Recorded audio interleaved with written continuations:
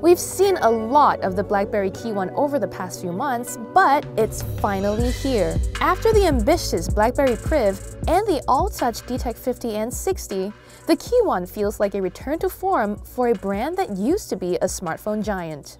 The KEYone, a Blackberry that feels like a Blackberry. That's a big deal when you look at the other Android phones Blackberry and TCL has made. It's remarkably well built, and the combination of an aluminum frame with a dark, soft-touch back reminds us of an old camera. It's not for everyone, but it does have a kinda classic feel. Speaking of classic, the KEYone's claim to fame is its physical keyboard, a glossy thing that's comfortingly familiar. It wasn't long before we were quickly pecking out messages. But the keyboard has more going for it than satisfying clicks. It doubles as a capacitive trackpad, so you can swipe your finger across to scroll through lists and such. It's fun, although not always useful when holding the phone vertically. More importantly, you can assign shortcuts to each of the letter keys, turning the keyboard into a launchpad. The KEYone packs a 4.5-inch Full HD screen in a 3:2 aspect ratio.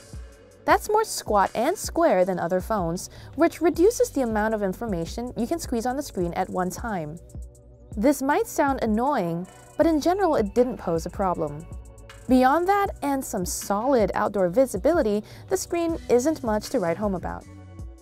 Ditto for the KEYone speakers. They get a little muddy when you crank up the volume, but that's most smartphones. The camera is a different story. This 12-megapixel shooter is the best we've ever seen on a Blackberry. It's not perfect, but it does use the same Sony-made sensor as the Google Pixels. So it's no surprise this thing takes detailed, nicely colored shots when the conditions are right. Its focus is fast, too. Though it does struggle with nailing the exposure sometimes.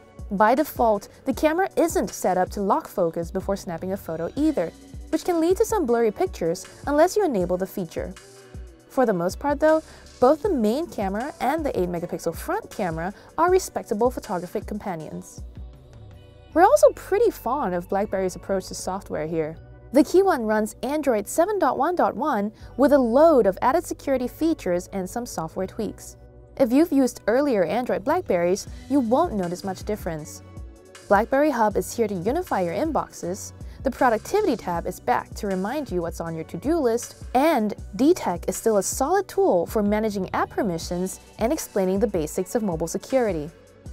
Of course, none of this would matter if the phone choked while trying to switch between apps. That's definitely not the case though. The KEYone uses Qualcomm's Snapdragon 625 chipsets with 3 gigs of RAM. That's not the most powerful bit of silicone out there, but over a week of testing, the KEYone never really felt sluggish. Performance, in other words, was always more than just good enough. The only time we noticed any hiccups was in playing graphically intense games, though they always remained playable. We squeezed quite a bit of life out of the battery too. It routinely ran for an entire day with charge to spare, and you can easily get 2 days if you're not particularly demanding. So yeah, the KEYone is an impressive little machine. In fact, it's the best Android Blackberry to date.